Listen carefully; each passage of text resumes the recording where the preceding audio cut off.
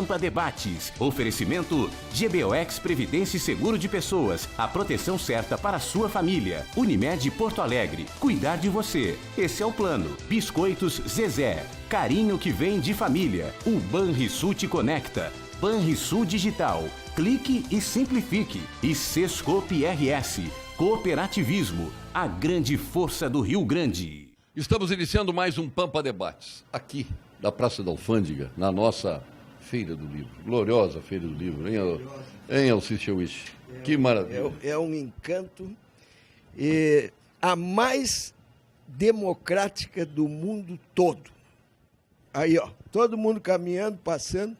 O meu editor alemão veio aqui e disse assim, até cachorro atravessa pela Feira do Livro de Porto Alegre, enquanto que na de Frankfurt o povo só pode entrar no sábado e no domingo e pagando. Quer dizer, feira popular é essa. Paulo Flávio Leduro, fosse patrão da Feira do Livro? 2006, no centenário do Mário Quintana, por isso nunca vou me esquecer dessa data. E o Paulo Flávio Leduro em que ano? Eu nunca fui patrono. Fosse presidente da Câmara do Não, Rio Grande do Sul. eu presidi o evento durante 4 anos. 2 milênios. Pô, mas agora chegou a vez das mulheres, é uma mulher atrás da outra agora. Como patrona. Patrona? Não, Patrona, já fiz uma reivindicação aqui para o Alcide também para mudar esse nome, né? Patrona. Pois é. Duro, hein? E era patronesse. Pois é. Aí, quando a Lia Luft foi eleita, ela pediu que fosse patrona. Pedido dela. Ah, que me perdoe, Lia E Luft. ficou. Que nome Aí eu horroroso. fui pesquisar, como professor de português, eu fui tirar limpo isso e pesquisei realmente. O tipo de homenagem, o correto é mesmo patrona, não é patronesse. Que é um galicismo e que na França tem outro significado. Tá? Pelo que eu sei, o Alci pode confirmar. Não, mas não é. Não. O significado de patronesse é esse aí, é obras sociais, as mulheres que. Mas não é nada errado. Né? Não, é muito a partir bonito, daí, patronesse, né? aí eu perguntei para a Valesca, a atual patrona, qual era a preferência dela. Ela confirmou, ela também quer ser patrona. Mas quem é que vai ousar discordar da Lia Luft? Está brincando comigo? Não, de patrona nenhuma. Não. Meu caro reitor da Universidade Passo Fundo, da nossa UPF, José Carlos de Souza, prazer tê-lo aqui. O senhor que revigorou agora a jornada literária lá de Passo Fundo. Uma alegria, Paulo Sérgio, estar aqui novamente participando do Pampa Debates com os companheiros aqui da mesa e para podermos falar novamente da nossa grande jornada literária, as Jornadas Literárias de Passo Fundo. Isso é algo que nos encanta muito, é importantíssimo para Passo Fundo, para a região, para o Rio Grande do Sul, onde nós estamos lá divulgando autores, divulgando a leitura e, sobretudo, formando leitores. Esse é o grande propósito das Jornadas Literárias de Passo Fundo, é a formação de leitores. O projeto Livro do Mês, por exemplo, que acontece a cada mês em cada escola, isso fomenta, prepara os alunos, ou seja, aquela massa de leitores para a grande festa da literatura que é no momento da jornada. Segundo consta, Passo Fundo é a cidade que mais lê no Brasil?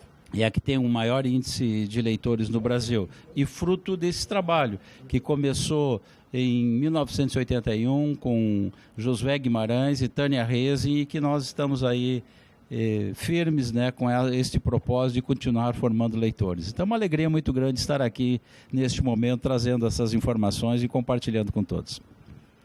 Boaventura Braga. O Boaventura é o meu amigo de tantos anos lá da Expo Inter. Ele faz o catálogo da Expo Inter, né? Qual é a edição do catálogo? Que eu faço, esse ano foi agraciado. Eu fiz 25 anos fazendo o catálogo da Expo Inter. Eu comecei contigo, tu é um dos responsáveis por essa marca aí. Lá na Guaíba e no Correio do Povo. Exatamente, você prestigiou. Faz tanto tempo que não é verdade mais. De forma então que nós temos uma pequena editora e nós editamos aí há 25 anos o catálogo. Esse ano nós somos homenageados pela Farsul por completar esse número de edição durante a Expo. O Luiz Coronel está ali já aquecendo para entrar no gramado. Vai estar aqui conosco. Agora, ele me lembra, viu, Luiz Coronel, o nosso querido João Firme de Oliveira. O João Firme, não. Ele me lembra, ele é o João Firme da Expo Inter. Mas aí é uma honra minha ser comparado com o João Firme, Claro que é uma que pessoa, é, uma pessoa pública exemplar. É verdade, Conheço é verdade. ele, um grande O amigo. Festival Mundial de Publicidade aconteceu por ele e por ele, né? Sim, exatamente. Pode-se dizer, e continua acontecendo por ele. Com E certeza. sempre por ele, porque ele é o baluarte ali, ele certeza. mantém o festival. Né? E tu estás lançando um livro agora, não? Bem, esse ano nós estamos lançando aqui na Feira do Livro o meu mais recente filho. É um livro de ficção, de história, que contempla a saga de um jovem que sai no final do século XV da Espanha, cuidando dos cavalos que vinham no porão de uma caravela para tocar por prata no novo mundo que não existia América, mas esse é o novo mundo que recém havia descoberto. E aí tem uma história fantástica, e como a gente é gaúcho, eles vieram, digamos, virar aqui no Rio Grande do Sul esse jovem e casou com uma índia e passou a ser praticamente a heroína, e ele tornou-se chefe dessa tribo. É um livro de 62 A Índia páginas. fez arrepiar Fez arrepiado, o que nem o gajo, Jorge disse, o né? gajo. Ele contou Depois isso. vou contar essa história do arrepiar aqui. Exatamente. Essa história do Alciche Wish ainda vai dar um livro. Ainda essa vai dar história. um livro. Não Vai vai dar dar. Não divórcio. existe divórcio retrô. Retroativo, não existe. O divórcio, por quê? Porque te arrepiou há 40 anos atrás? Mais de 40? Quantos anos atrás? 50 e muitos anos.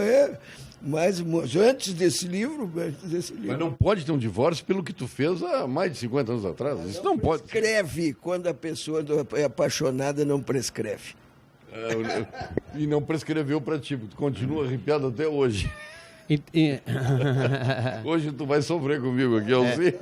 Paulo, esse livro ele é ilustrado por um neto. Eu tenho um neto com 10 anos, o cara é fera. Tem as ilustrações magníficas aqui, e ele está na estande da ARI, da Associação Rio Grandense de Imprensa. É mais conhecido por Seninha, viu? O filho dele. 10 anos, o guri é fera. O guri é fera. Eu vou mostrar aqui uma grafura inicial. Olha só. Viu? Viu, seu Ledur? É o Seninha. Essa capa foi ele que fez também. E quando é a sessão de autógrafos? Dia 16 de novembro, às 15h30, aqui na Feira do Livro. Hein? Eu conto com a presença de todos e eu seria honrado ter essa mesa magnífica lá me prestigiando nessa data. Não só as mesas, como os convidados aqui também. Não, os convidados, mas leva a mesa. A mesa a gente leva, não tem problema. Não. É que ele é meu amigo há muito tempo. Ledur, ele me corrigiu 10 vezes no português. Aí eu estou lembrando de um fato, eu estava visitando ele lá na rádio e não sei porque eu falei Santo Ignácio. Aí ele disse, não, Braga, não é Santo Ignácio, não se diz o jeito. Aí eu respondi, eu ignorava. Boa, essa aí foi boa. Essa foi boa. Mais sucesso lá, viu? Muito obrigado pela atenção e o carinho e conto com todos. O meu já está autografado. Com aqui. certeza. Dá uma lida no autógrafo que tu... Na dedicação aquela, né? Do Mário Quintana. Com toda a dedicação do Mário Quintana. Ao meu amigo Paulo Sérgio Aguaguás, do sempre amigo Braga. Aí, Braguinha. Sucesso lá com o teu Muito obrigado, eu vou pedir. Vamos estar lá, prometo, eu levo uma mesa. Vamos levar, sem problema nenhum. Muito obrigado. Obrigado, Braga. Vai entrar em campo agora o Luiz Coronel, que está aquecendo ali. Nós, no Pampa Debate, temos como parceiros o Frigorífico Castro, lá de Pelotas. Eu disse até no programa Semana, eu preparei um churrasquinho fim de semana com as linguiças do nosso Castro, a mignon, a calabresa e a defumada. Tu tem que ver que espetáculo. Tem lá também, mas eu fiz um churrasco só, fotografei na Rede Zafari.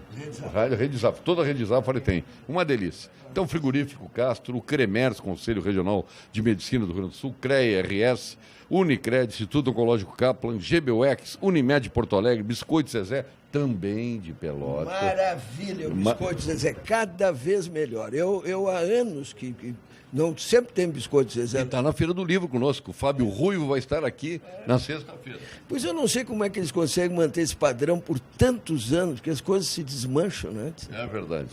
Espetáculo. A segunda vez que se faz amor? Estou perguntando.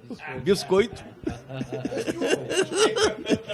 Não, é uma apelação total. Entrou agora. Mas se o Lênio Streck está no programa, já censura o programa. Hein? Discrimina ele. Já discrimina ele. Ah, outra coisa, aquela história de componentes da mesa. Componentes da mesa é caneta, copo, gaveta. Né? Pessoa não é componente da mesa, né? É bem mais que componentes. Banrisul Digital, Oserg Sescop, Celulose Rio Grandense, Gimo FCDL do Rio Grande do Sul, com que comércio. E daqui da Feira do Livro está a Zezé também conosco, está o Banrisul, está o Sebrae, está a Assembleia Legislativa. Eu sinto falta aqui da UPF, mas já... Está ali o nosso gerente de marketing ali. Já estamos resolvendo o problema aí. Podemos trabalhar nesse sentido aí, viu? Então... Está conosco também aqui na feira. Estão abertas até 27 de novembro as inscrições para o vestibular do curso superior de gestão em cooperativas. É o curso de gestão em cooperativas. Vamos sublinhar isso, porque não tem nada mais moderno no Brasil do que gerenciar cooperativas, né? Hoje, com desenvolvimento tecnológico, com tudo, né? Da Faculdade de Tecnologia do Cooperativismo, ESCOP. A prova única será realizada em Porto Alegre no dia 13 de dezembro. As inscrições são gratuitas e devem ser feitas pelo site www.scop.edu.br, conforme está no seu vídeo aí. Uma mensagem do ESCOP do Rio Grande do Sul. Aliás, os nossos guris são veterinários, poderiam escrever nesse curso. E outra coisa que eu quero chamar a atenção, que a primeira cooperativa que houve em toda a América do Sul foi conosco no Sete Povos das Missões. Todo o esquema era cooperativo, chamava-se Tupambaé, coisa de Deus. Então, não havia miséria nas missões devido ao sistema cooperativo. E a primeira cooperativa financeira do Brasil também está aqui no Rio Grande do Sul, em Nova Petrópolis. Ele não sabe, mas quem inventou o autosserviço foi o seu Almofada. E as pessoas chegavam no boteco e perguntavam, tem linguiça? Se tem, não tem. Se o vivente ia se servir, tem. Inventou o autosserviço em Uruguaiana. Seu Almofada era o apelido dele. Tu não convida ele muito seguido assim. Luiz Coronel é participante efetivo do programa. Ele e o Paulo Ledor. Aliás, o reitor também já se tornou um participante efetivo. O Alcic tem que ir mais seguido no Pampa Debates também. Vou mais na rádio com o Vitorino lá, mas estou pronto. Tu ficasse bem com essa barba, viu? Obrigado, eu estou treinando para o Natal agora, para ver se arrumo algum emprego. Não, mas a barba eu vou até dizer por quê para fazer a justiça. Está sendo terminada a filmagem da Cabeça de Gumercindo, um filme do Tabajara Ruas, uma beleza de filme. E eu participei do início das filmagens com o personagem do irmão do Gumercindo, o Aparício Saraiva, o general Aparício Saraiva. E para ser o Aparício Saraiva tinha que estar de barba. Então, como não terminou a filmagem, eu assinei um contrato para manter a barba até o fim, porque daqui a pouco pode precisar refilmar alguma coisa. Então, essa barba foi para a minha estreia como ator. Vejam, A Cabeça de Aparício Saraiva, filme que o ano que vem vai ganhar os quiquitos todos de Gramado, e eu estou lá como ator. Bom, depois tu não vai escapar da história do arrepio no Cine Glória lá no Alegrete. Vai ter que contar. Já vou pedir perdão e tudo, mas vou contar. Por que perdão? Conte de uma vez. Não, é que nós estávamos numa conversa assim, isso é como o Vinícius, já parecia a roda de samba e tal. E aí eu me lembrei, porque com o meu livro O Gato e a Revolução, que está completando 50 anos sendo relançado aqui, eu me lembrei de muitas memórias, vieram as memórias antigas. E me lembrei da minha primeira namoradinha em Alegrete. Tá? Nós dois tínhamos 14 anos e ela se chama, porque talvez ande por aí, né? Laura. Não existia nem essa canção. E aí, que foi maravilhoso, que nós fomos ao cinema, em Alegrete, no Cine Glória. Tem um livro de um alegretense que foi lançado aí, no tempo do Cine Glória. E aí nós sentamos dois ali, lado a lado, né? 14 aninhos. E eu levava a mão para pegar a mãozinha dela e tirava de novo, né? E, de repente, eu peguei a mãozinha da Laura e me veio um arrepio, mas um arrepio lá da ponta do pé até o último fio de cabelo, que nunca mais eu tive outro na minha vida. Então, Laura, onde tu estiveres, tu fosse quem mais me arrepiou de amor em toda a vida. Barbaridade. Isso é amor, então? Ora, naquele momento foi muito forte, mas o Vinícius dizia que seja eterno enquanto dure, né?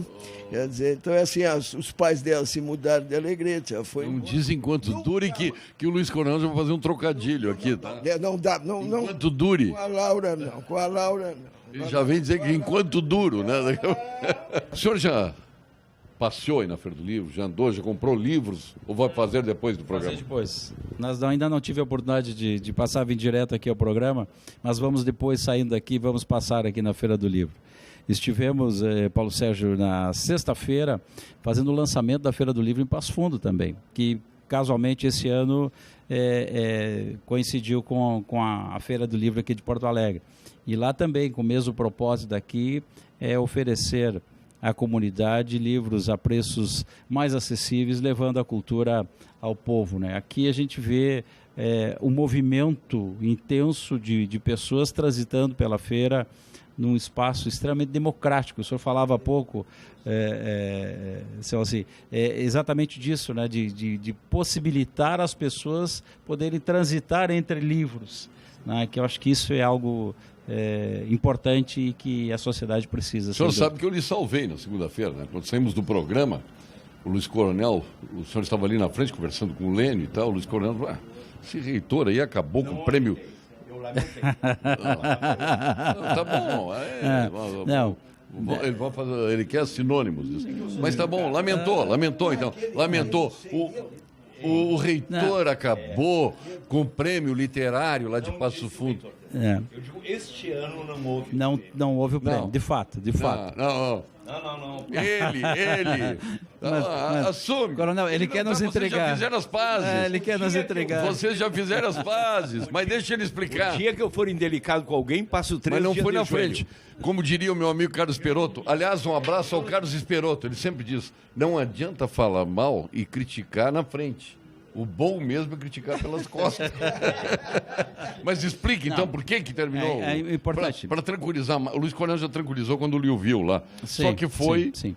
Na verdade... Foi a Petit Comité em off. Agora o senhor vai dizer isso. Na verdade, até porque as pessoas querem saber. Né? Perfeito. Na verdade, o prêmio literário das Jornadas de Literatura de Passo Fundo, que leva a marca do Bourbon Zafari, né?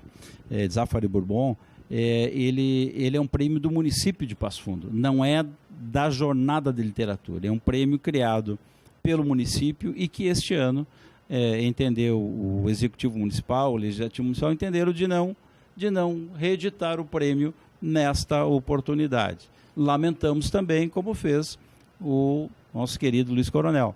Por quê? Porque o prêmio incentiva o escritor a estar presente, e nós precisamos disso.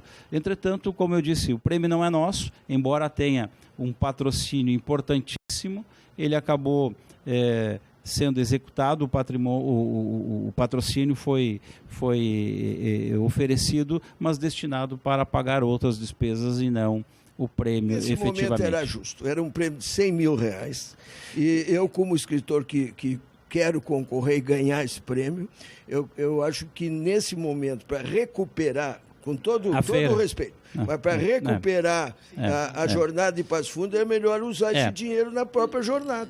Sem dúvida, e foi isso que foi feito. Mas tem um outro dado aqui, assim, que é importante. Não, verdade, reitor, antes, não, o Luiz Coronel vai ficar... Se eu ouço isso do Luiz Coronel e fico quieto, não se esclarece. Não, perfeito. O senhor teve a oportunidade de esclarecer pessoalmente para ele e esclarecer agora. Não, e ontem...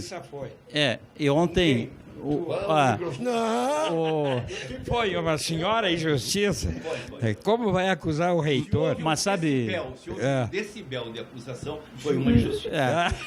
Mas Ledur, olha só, o Luiz Coronel também trouxe uma sugestão ontem que nós entendemos que era muito pertinente, de criarmos categorias para o prêmio. O prêmio, atualmente, ele premia uma única categoria. Bom, e sempre se repete, a cada edição. Ora, nós podemos fazer um prêmio, quem sabe, premiando outras categorias Perfeito. literárias. Né? Então, acho que isso vai dinamizando mais a participação dos escritores na nossa grande jornada. Eu queria dar uma opinião, e aqui eu vou ter o endosso dos escritores e editores. O romance, numa época em que as pessoas, eu chamo geração digital, a comunicação se dá de forma tão rápida, tem que ser prestigiado. Que seria da libertação da mulher sem Madame Bovary, do Flaubert? Que seria da memória gaúcha sem O Tempo e o Vento? São os romances que constituem os grandes depoimentos sobre a história dos povos. São os romances que constituem os grandes depoimentos. Inclusive tem um autor, não me lembro bem quem é que dizia assim, nos romances estão os depoimentos mais ricos que a filosofia e a história fornecem. É nos romances que parece que a história nos parece Tu sabe mais o que o límpida. professor Mozart dizia disso? Lembra o professor Mozart Pereira Soares? Ele dizia que o romance é a única categoria onde cabe toda a vida. Tudo que tu quiseres colocar cabe no romance, não é? Então, eu concordo contigo. Tudo. Bom, Até arrepios. mais do que tudo. Mas não, é o seguinte, não quero te atrapalhar, só quero dizer que concordo plenamente e acho que não seria o caso de dividir, pode ser, não é o caso, porque romance tem pouquíssimos prêmios no Brasil para romance. Por exemplo, nós podíamos ter um Goncourt, como na França. Há quantos anos tem? Nem sei, mais de 100 anos que tem prêmio Goncourt.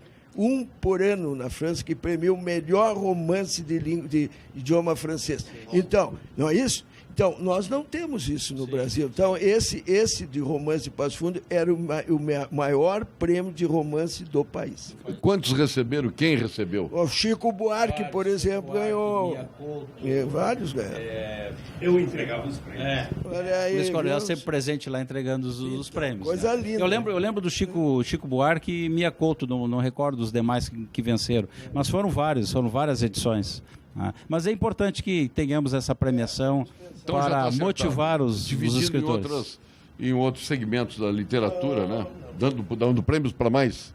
Não, eu acho que, na minha opinião, o romance Valorizar deve voltar valorizar ao romance, porque o romance. continuar sendo o maior prêmio do romance do país. Só o romance. Só o romance. Só romance, nessa categoria. Porque tem Perfeito. tradição, não se mexe no que tem tradição. O Conselho Regional de Medicina do Rio Grande do Sul saúda a reabertura dos leitos psiquiátricos para crianças e para adolescentes. Finalmente, uma ação efetiva que busca atenuar os efeitos da política equivocada que há anos é aplicada na área de saúde mental. O Conselho Regional de Medicina do Rio Grande do Sul via a medida como manifestação de solidariedade aos pacientes e seus familiares. Conselho Regional de Medicina do Rio Grande do Sul, estado de alerta pela saúde. Você sabia que pode criar um cartão virtual para realizar as suas compras pela internet com maior segurança? Pois é, com o aplicativo Unicred Cartões, você gera um número de cartões temporários para a compra única, evitando a clonagem em compras pela internet. Se você já possui um cartão da Unicred, baixe agora o seu no Unicred Cartões ou procure a unidade de negócios mais próximas para saber como aproveitar mais esta facilidade. Unicred, mais valor para você. Sabor irresistível, Luiz Coronel, tu que adoras. Uma boa linguiça que eu sei, já comemos lá na tua casa, uma churrasqueira maravilhosa. Aliás, tem uma promessa tua de fazer a reunião dos integrantes do Pampa Debates na tua casa lá. Eu faço um bacalhau que as pessoas comem de pé para não saltar lágrimas no prato. Olha só. Mas então vamos, peguei fundo mas agora. nós vamos fazer, eu vou falar com a Castro lá para a gente fazer as linguiças, Também. salsichões dos alimentos Eu Castro. tenho grandes assadores. Que está disponível aonde? No Zafari. Em toda a Rede Zafari. Rede né? Zafari. Qualidade desde 1970. Temos agora, aqui eu estou vendo 3 edições do Gato e a Revolução. Essa é a mais recente, com capa do nosso Sena. Aqui está uma intermediária de quantos anos esta? 25 anos, e esta aqui tem 50 anos. 50 anos, que foi foi escrita na Alemanha. Na Alemanha.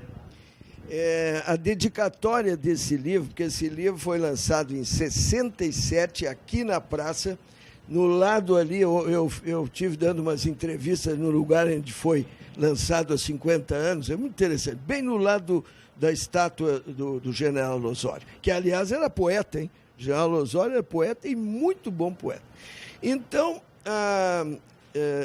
quando lancei há 50 anos atrás, já se estava, claro, em 67 era uma ditadura, mas não estava daquela maneira que veio a ficar depois de dezembro de 68 com o ato institucional, né?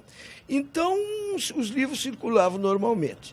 Bom, eu lancei o livro aqui, Escreveste na Alemanha. Escrevi, mas por que uma das coisas que foi a minha dedicatória em alemão foi uma das coisas que levou a assustar as pessoas lá que faziam a censura. Vou ler em alemão.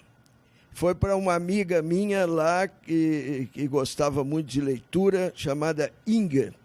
Eu botei, Der Kater ist für dich, aber ich behalte die Revolution für mich. In Deutschland brauchst du keinen Aufstand und bei uns dient zum Zeitvertreib. Pô, se eu sou milico, não, eu vou te prender. Então me prende. Então, agora, olha, claro que dizia, o gato, olha aqui, Inga, o gato é para ti, mas eu fico com a revolução para mim. Na Alemanha, tu não precisas de nenhuma revolução e aqui ela nos serve de divertimento. Divertimento. Mas era em alemão. Mas o problema todo que não adiantava era a fábula do lobo e do cordeiro. De qualquer maneira, eles caçavam porque não se podia. Isso é uma sátira. O que me deixa mais honrado nesse livro é que nós lutávamos nessa época e que antecedeu maio de 68 em vários países, principalmente na França, onde eu fiquei 2 anos, depois na Alemanha fiquei 1 ano. O que se queria, meu reitor?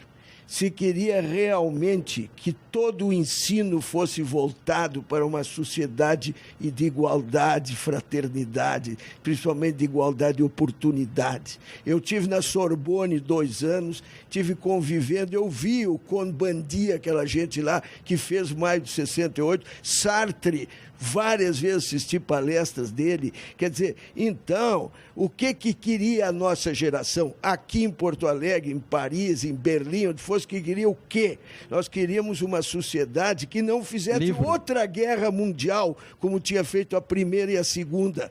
Então, aí entrou a guerra do Vietnã. E aqui nesse livro, os estudantes, nós estamos dizendo, o Brasil não foi para o Vietnã por muito pouco. Tá? E os meus personagens mostram isso bem claramente, como os estudantes não queriam deixar, e com toda razão, porque quem é que vai morrer na guerra? É o jovem. Né? Então, isso aí. Então, isso é claro nesse livro, bem claro, meu reitor. Mas olha, o senhor traz um tema aqui importante, né, fazendo essa alusão à juventude, ao protagonismo do jovem. E eu aproveito para concordar com o que o senhor está dizendo e fazer uma provocação, né? Nós precisamos que os jovens participem mais das atividades na sociedade. Nós vemos hoje uma juventude meio que acomodada, quando muito, em alguns momentos de ações políticas, tem uma participação mais em passeatas, às vezes sem muito critério, mas eu acho que tem que ter uma participação mais efetiva. Nós vivemos um momento bastante conturbado. Talvez fosse o caso de pensarmos pela ótica dos intelectuais, dos iluminados, se nós pensarmos num novo contrato social, num novo pacto, que nós precisamos rever, o que está aí não dá mais. O sistema de autoridade que nós respeitamos, a postura dos poderes, por exemplo, o executivo, o legislativo, o judiciário, os 3 poderes que sustentam a nossa república, São o tripé que dá sustentação à República estão fragilizados. Sim, mas... E o que se faz para retomar isso? Então, acho que nós precisamos sim ter um protagonismo um pouquinho maior nesse sentido assim, de rever essa sociedade que está posta. Bom. Nós ainda falamos ontem no programa, né? A criminalidade aumentando, a falta de segurança. Nós esperamos que o Estado proveja tudo que é necessário e ele não consegue e não vai conseguir mesmo. Então nós precisamos de um protagonismo social maior. Agora, o que acontece aqui, aliás, o Luiz Augusto Fischer, que fez essa apresentação da terceira, fala nisso. O Mozart Pereira Soares, Sim. O Genro e o Fischer. Aí. Um de cada edição. Quer dizer, a edição original, há 50 anos, foi apresentada por Mozart Pereira Soares, que num determinado momento ele anteveu o Escritor de Amanhã, que eu fico muito feliz, porque ele me adivinhou que eu ia continuar e ia fazer uma obra.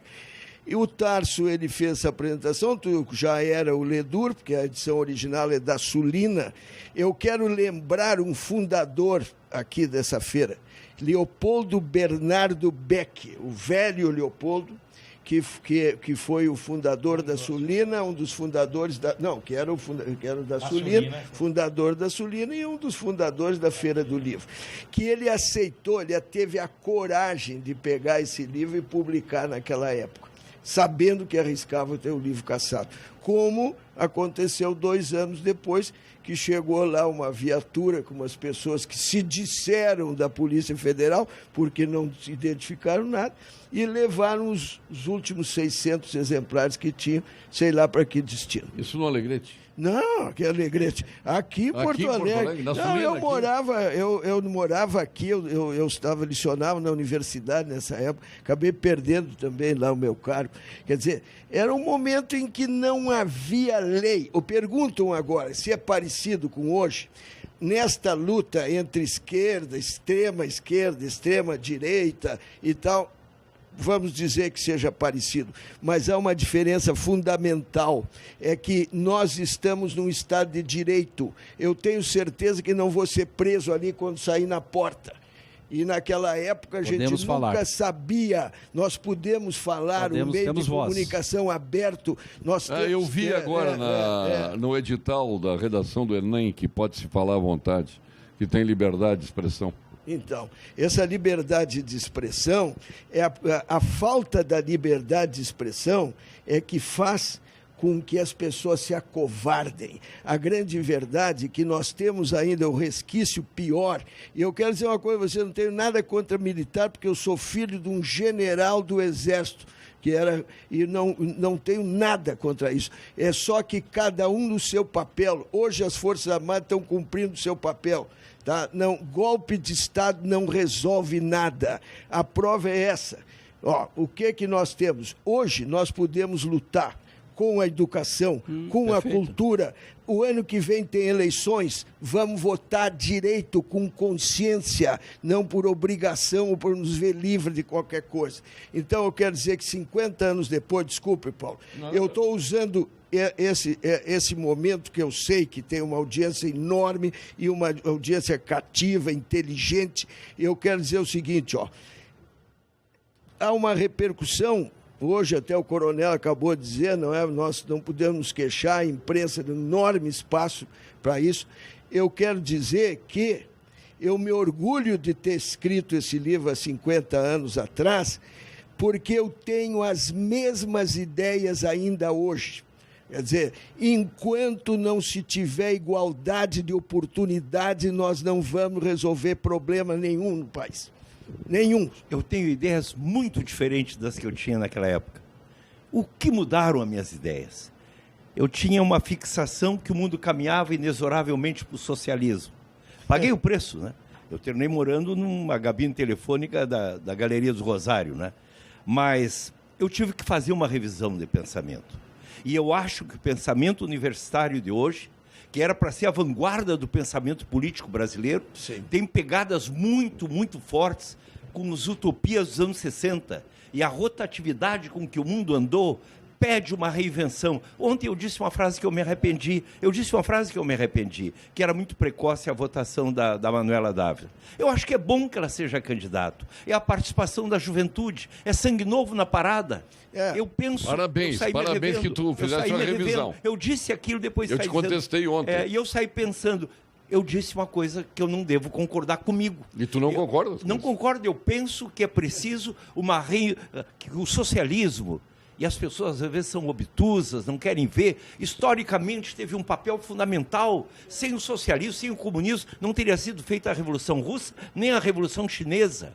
Fatos fundamentais na transformação do século XX. Aliás, a China é o comunismo que deu certo. Sim, vai pôr um pouquinho. No entanto, a China, na hora que quis dar certo, teve que fazer uma revisão. Porque o socialismo, enquanto estatização das formas de produção, leva a um colapso burocrático. A China admitiu o capitalismo. A China admitiu o capitalismo. A dinâmica então, tu tem um Estado comunista e um mercado capitalista. Funcionou. Eu só quero deixar bem claro que eu seria um idiota se em 50 anos não tivesse evoluído alguma coisa. Isso não. Eu quero dizer que as ideias fundamentais deste livro, tá? Tem um momento que o meu personagem está discutindo, conversando ali, preocupados porque pode ser ouvidos num bar.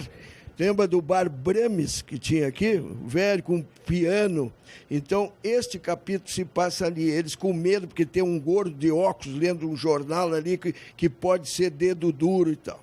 E este meu personagem diz assim: graças a Deus. E o outro diz: mas tu é marxista, e Marx disse que a religião é o ópio do povo.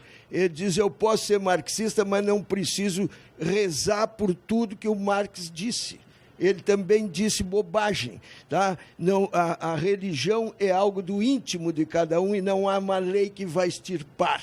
Isso está nesse livro. Eu penso exatamente... Eu não sei, certo, o Lênin me copiou porque eu não me lembro. Bom, mas de qualquer maneira, o que interessa aqui que nós analisemos é o seguinte: imagine quando me caçaram, coronel, nós somos da mesma época da universidade. Quando me caçaram aqui, tá, eu poderia não ter escrito muito, nunca mais. Porque eu tinha uma profissão, eu era médico veterinário, tinha sido primeiro colocado na minha faculdade, tinha feito mestrado na França, pós-mestrado lá na Alemanha. Eu podia perfeitamente ficar quietinho no meu canto, quietinho no meu canto e não escrever mais. Então, isto que é o triste dessa coisa. Quantos que foram cortados? Foram aqueles que não escreveram mais, como o Herzog, porque foi assassinado dentro de uma cela, em 1975. O Herzog, que era jornalista, que estava no seu programa muito bem, foi tirado de casa. Ele dirigia a televisão de São Paulo na época e foi levado para o DOI-CODE lá e assassinado. E ali começou a desabar o sistema. Mas tem que lembrar essas coisas para dizer o quê? Que nós temos que manter mais dentro do regime democrático. Não tem outra solução. Como eu pregava aqui, continuo pregando 50 anos depois, agradeço ao meu editor, aqui o Paulo Flávio Ledur, não é? Por trazer de novo para a praça esse livro agora para comemorar os 50 anos. Agora, não é só para falar em saudosismo. Nós temos que usar essas armas para a nossa situação olhar para de o hoje. futuro. Mas olha aqui, reitor, eu só quero dizer o seguinte: nós vivemos poucos anos de revolução em relação ao que já temos de democracia no país, na era moderna, na chamada Nova República.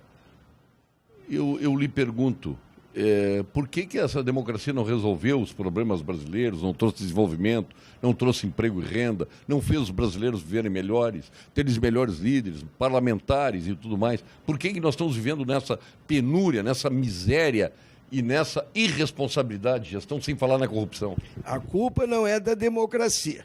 Vamos começar por aí. A culpa não é da democracia. A culpa é das pessoas que votam sem convicção. Não. Nós temos que preparar os eleitores. Dá licença. Eu estive numa escola, só um pouquinho. Eu estive numa escola e tinha uns meninos agora que iam votar com 16 anos. Faltava um mês para a eleição.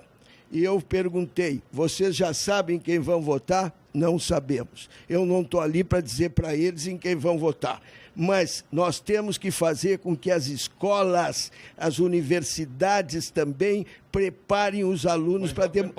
preparem para a democracia, e muito bem preparados. Porque... Só quero te responder uma coisa. Uma coisa que eu quero dizer. No momento que existe ditadura e que a comunicação, não é? Nós somos comunicadores através da televisão, do rádio, dos livros, etc. E não se pode mais dizer a verdade. Me disseram, agora tem muito roubo. Eu pergunto se o seu Paulo Maluf é de onde? É de que época que é o seu Paulo Maluf? Quem é que o colocou na política? Quem é que o colocou de prefeito nomeado de São Paulo? Essa análise é meio de absolvição, viu? Eu não vou com ela junto, viu? Eu acho que nós temos que focar a dramaturgia do presente para resolver. Se tu disseres, mas corrupção sempre houve, tu está dando beneplácito. Não, eu estou dizendo que numa ditadura também tem e ninguém fica sabendo. Só isso, ninguém fica sabendo, mas tem igual. Os males que nós estamos vivendo hoje não é problema do regime democrático. Isso. É problema das pessoas. Perfeito. É caráter de quem está lá, é as facilidades que o instrumento do Estado propiciou. Então, quando eu falei antes de nós precisamos fazer, quem sabe, pensar um novo contrato social, é rever essa estrutura que nós montamos e permitimos que funcione desse modo, sem nenhuma fiscalização do povo. Quando a gente imagina que o deputado está lá para fiscalizar o executivo, não está. Ele está conivente com o executivo. Ele está permitindo isso tudo. A renovação tem que ser feita. Nós precisamos rever este modelo que está posto. A democracia não pressupõe a corrupção. Exatamente. A democracia pressupõe igualdade, liberdade, participação de todos, igualdade de acesso aos mais variados espaços, sobretudo espaço de justiça. Mas nós não conseguimos vivenciar isso agora. Mas, meu reitor, isso é pleno acordo. Quem ensina a votar é a educação e a cultura. Perfeito. Senão as pessoas são manipuladas com muita facilidade. Mas assim, olha só, quando nós olhamos ao longo da história as modificações que nós tivemos no cenário educacional, principalmente ditadas pelo Ministério da Educação e Cultura, nós vamos ver que disciplinas fundamentais, como sociologia, filosofia, acabaram dentro daquela massa. Para que serve mesmo? Não serve para nada? Não serve, sim, na formação do sujeito. Aí ele vai ser um sujeito reflexivo, efetivamente, que poder tomar uma decisão frente a um fato. Hoje eles dizem, eu sou a favor ou sou contra. Por quê? Não sei, mas eu sou a favor. Ou sou contra, não sei por quê. Me entende? Então é isso que está faltando, é a falta de reflexão dentro desse contexto. Quando tiraram o latim das escolas brasileiras, eu estava na Alemanha e a língua alemã, que não é latina, ensina até hoje o latim e o grego nas escolas. Quer dizer, então é isso aí. Nós precisamos ter uma posição aí frente a isso, né? E cada vez maior dentro desse cenário, mas não fazendo apologia de que a ditadura é melhor que a democracia. Não, longe disso. Jamais. Nós precisamos, sim, continuar trilhando a democracia, mas com outros valores, com outros componentes para podermos avançar nesse cenário. A famosa frase do Churchill, que eu acho uma maravilha. Terminou a guerra e ele, se não fosse o Churchill, imagina o que seria, né? E aí, primeira eleição, ele perde. O Winston Churchill perde a eleição. Aí vem um jornalista e diz, Winston, mas que coisa horrorosa esse povo e tal. E diz, é verdade. A democracia é um regime cheio de defeitos. É uma pena que não tem outro melhor. Então é isso aí. Vamos agora à mensagem do Conselho Regional de Engenharia e Agronomia, o CREA-RS, valorização e defesa da área tecnológica. CREA-RS em Foco. Todos os profissionais da área tecnológica exercem suas funções amparados pelas leis federais 4.950 e 5.194, ambas de 1966, que garante 6 salários mínimos para uma jornada de trabalho de 30 horas semanais e 9 salários mínimos para uma jornada de 40 horas semanais. O CREA do Rio Grande do Sul é um órgão de defesa dos profissionais e da sociedade. Atua para o cumprimento das leis, notificando empresas e órgãos que estejam de acordo com ela. Portanto, para garantir que o direito ao salário mínimo profissional seja assegurado, é importante que você esteja em dia, em situação regular com o seu conselho. CREA do Rio Grande do Sul, valorização e defesa da área tecnológica.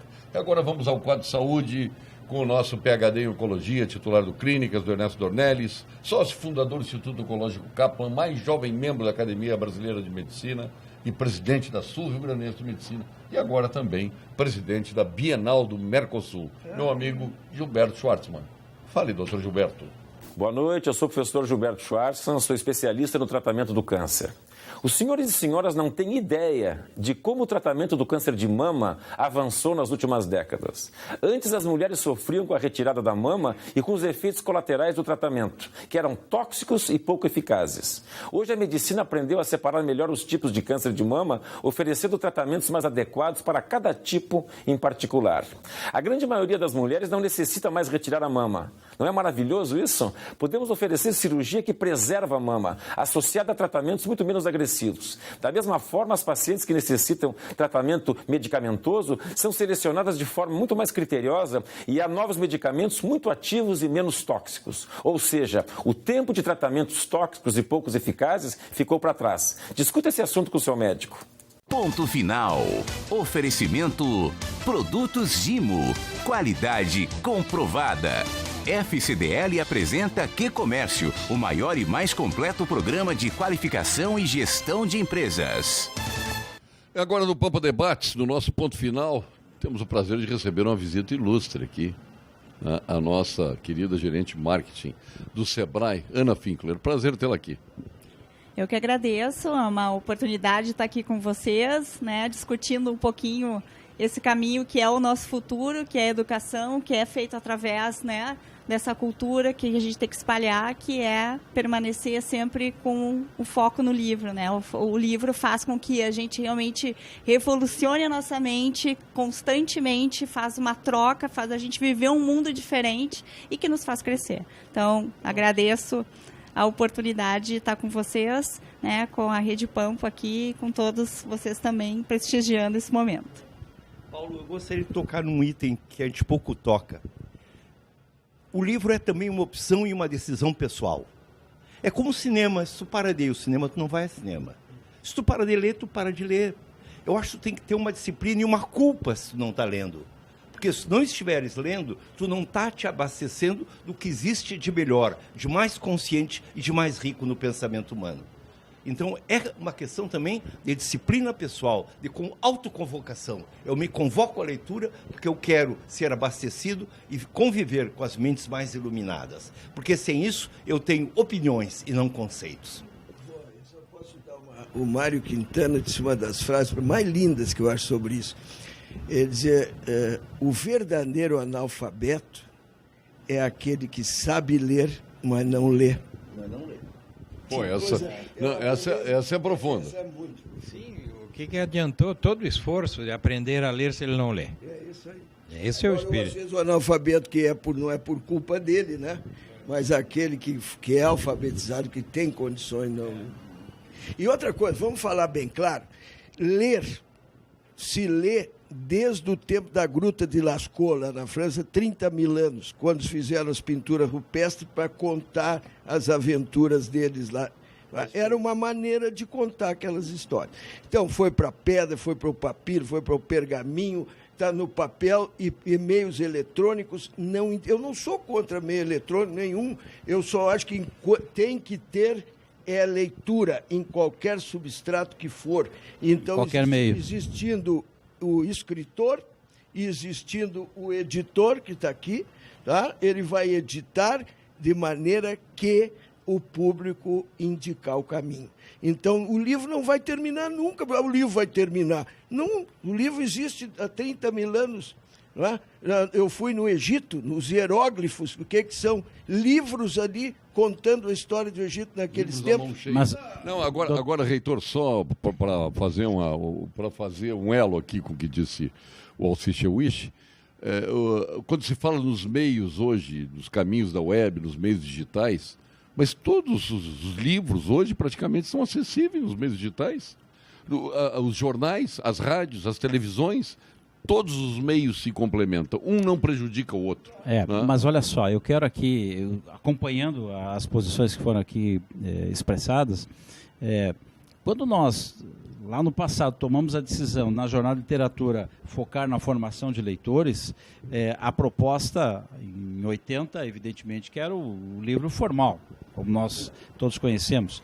Mas, ao longo da história das jornadas, nós tivemos lá edições que tratavam a literatura nos seus mais variados meios. E aí entra o meio digital. Quer dizer, é uma evolução.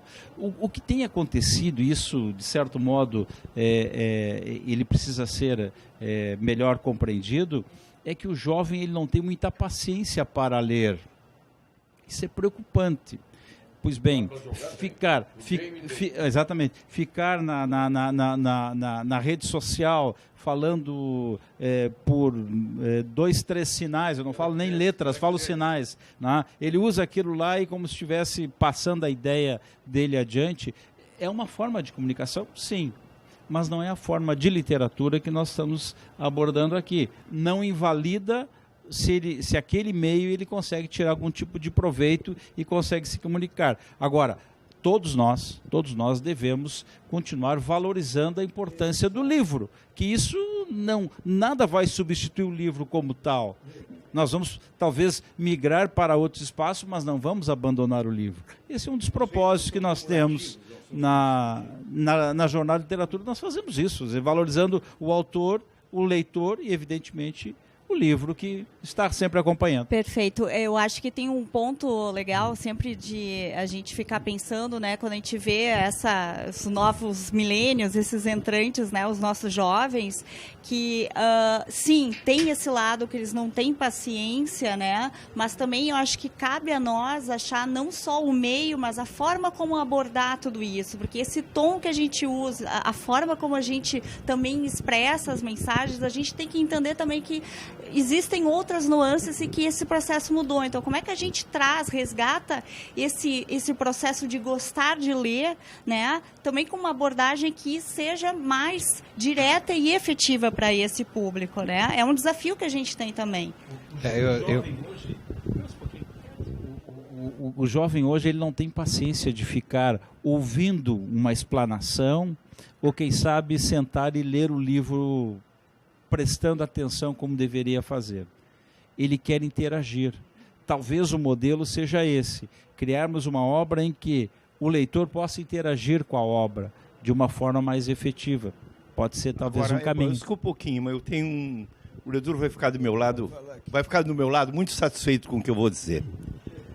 Palavra, o manejo, o domínio da palavra é a forma de domínio do raciocínio. Se tu empobrece a linguagem, se tu reduz o número de palavras disponíveis no vocabulário de uma pessoa, tu também estás enfraquecendo sua capacidade de reflexão. E a literatura é o abastecimento da riqueza dessa coisa milagrosa que o homem descobriu depois da mímica, que foi a palavra. Através da palavra se construiu a civilização, a permuta de ideias, a capacidade de mudar a história com novas mensagens que vinham através de ideias, da construção de palavras. Então, o empobrecimento da palavra não é um novo veículo que é o desafio é o empobrecimento da grandeza da palavra. Sem dúvida. Aliás, a cultura da superficialidade que os meios eletrônicos estão insistindo em empurrar a goela abaixo, já está havendo uma reação quanto a isso. Está provado na Europa, por exemplo, o e-book, ele decolou num primeiro momento, Estados Unidos também. Agora já houve uma mudança, o livro impresso cresceu de novo e o livro eletrônico encolheu. Então, isso aí leva a uma ideia, a novidade chega e ela tem que ser administrada, assimilada. O tempo é que vai fazer essa assimilação. Isso já está em 25% andamento. dos livros dos Estados Unidos são eletrônicos, 75% são livros. Eu li a estatística na Folha de São Paulo. E no Brasil não atinge 10%.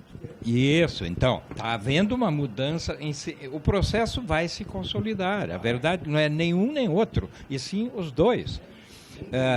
Essa cultura da superficialidade, hoje, por exemplo, no ensino acadêmico, o que eu verifico? Que não se lê mais um livro, não se estuda mais um livro, e sim o capítulo de um livro. Então, isso não pode resultar em coisa boa em termos no processo de ensino-aprendizagem. A sua colocação está perfeita, Ledur. De fato, é uma preocupação que nós temos como dirigente de instituição de ensino, principalmente ensino superior. Entretanto, acompanhamos a evolução determinada pelo Ministério da Educação quando apoia de forma expressa a criação de polos e mais polos de EADs sem nenhuma qualidade, sem nenhum conteúdo, e isto vem ao encontro que eu dizia há pouco a você, né, com relação ao interesse do jovem, que ele prefere pegar e ter o texto no seu celular do que abrir o livro. Me entende? Então, quando eu falei de buscar uma forma de livro onde pudesse, ou quem sabe de um meio que pudesse permitir uma interação maior com o jovem, vem nessa linha. Nós não podemos desconhecer esse jovem que está aí. Ele vai chegar à universidade, está chegando à universidade. E como que nós tratamos isso? Como que nós trabalhamos isso? É o material que nós estamos recebendo. Se falhamos lá atrás, bom, vamos recomeçar então lá de trás, preparar novamente um jovem para chegar aqui acostumado a ler fontes importantes de formação e não apenas esta superficialidade que o senhor disse que vem das redes sociais, que vem da própria internet, que é tão decantada, né? Então, isto para nós, eu diria assim, é a realidade. O próprio ensino à distância, ele tende a essa superficialidade, porque ele usa a mesma tecnologia, mas a tecnologia é apenas um meio, não pode ser um fim. Então, a tecnologia por si só não ensina nada. Tem que ver para que eu uso aquela tecnologia. E isso tudo é muito novo.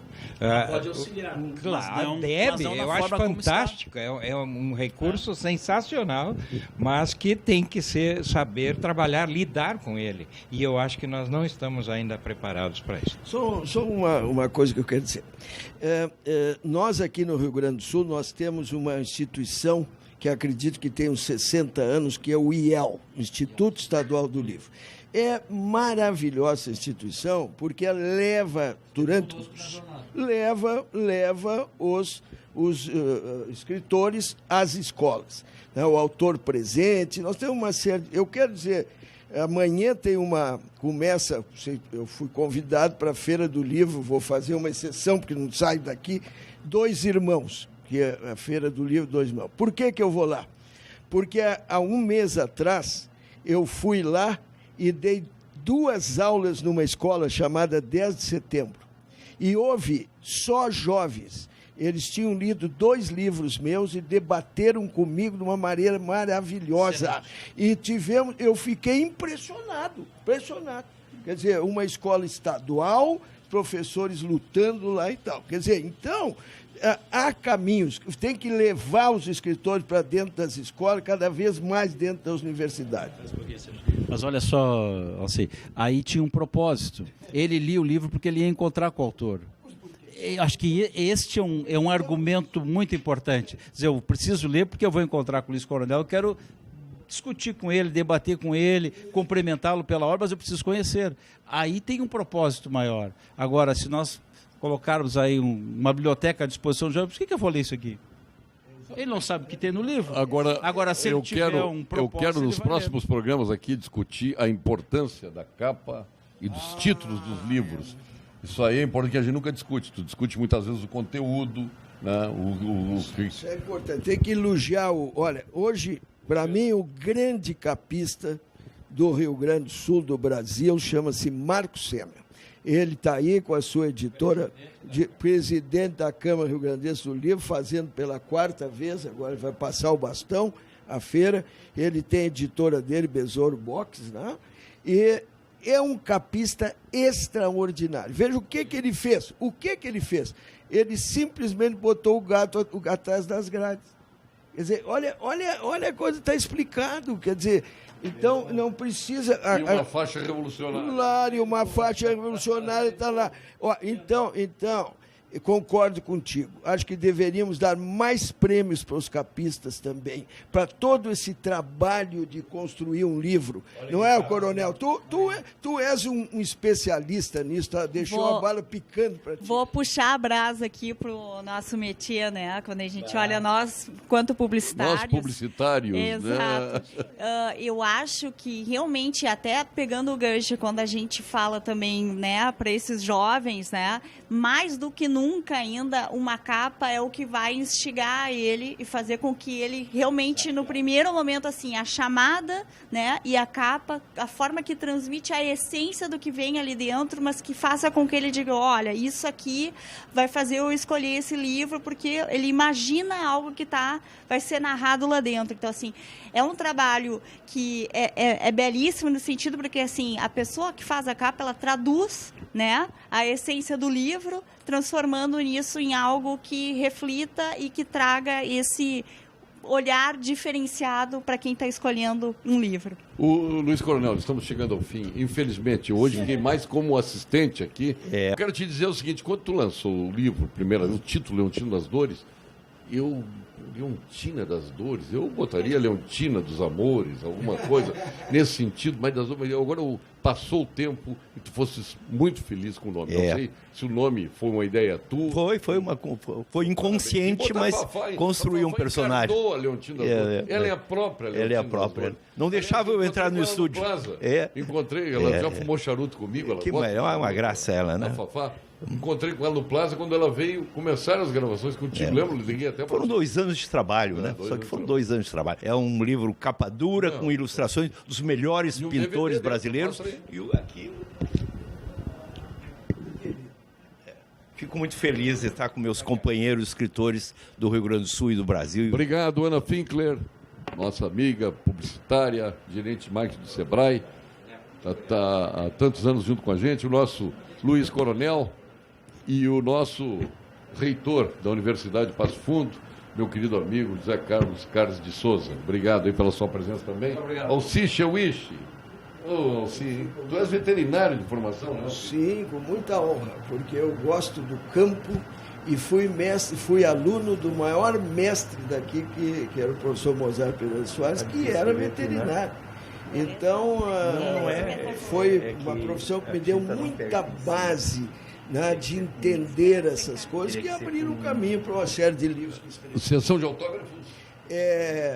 Hoje, primeiro vamos ter um debate às 5 da tarde, aqui no Sala Oeste do Santander Cultural. O Ledur vai comandar esse debate e nós vamos ter depois o lançamento do livro às 18h30 e junto com o Coronel lá. Agora eu vou ter que lançar agora, meu caro Ledur, o livro Os Cachorros Comem os Gatos. Para acabar com os gatos em Brasília, largar os cachorros lá para terminar com os gatos. Não é possível mais. Tanto gato, né? Agora nós precisamos de uma revolução contra os gatos de Brasília. Né? Isso que é importante. E que se faça, segundo esse teu amor todo pela democracia, pelo voto, coisa que não vai acontecer. Nós vamos continuar votando mal. Hein? A revolução aos gatos. Revolução aos gatos. Boa, Ledur. Obrigado pela sua atenção, agradecendo aos nossos parceiros aqui da Feira do Livro, o Banrisul, Sebrae, Assembleia Legislativa, o nosso Biscoito Zezé e o nosso CIEE, né? E junto com os nossos patrocinadores do Pampa Debates, Frigorífico Castro, Cremers, CREA, Unicred, Instituto Ecológico Kaplan, GBUX, Unimed Porto Alegre, Banrisul, Ocerg Sescop, Celulose Rio Grandense, Gimo e FCDL, nós retornaremos amanhã com mais um Pampa Debates. Até lá.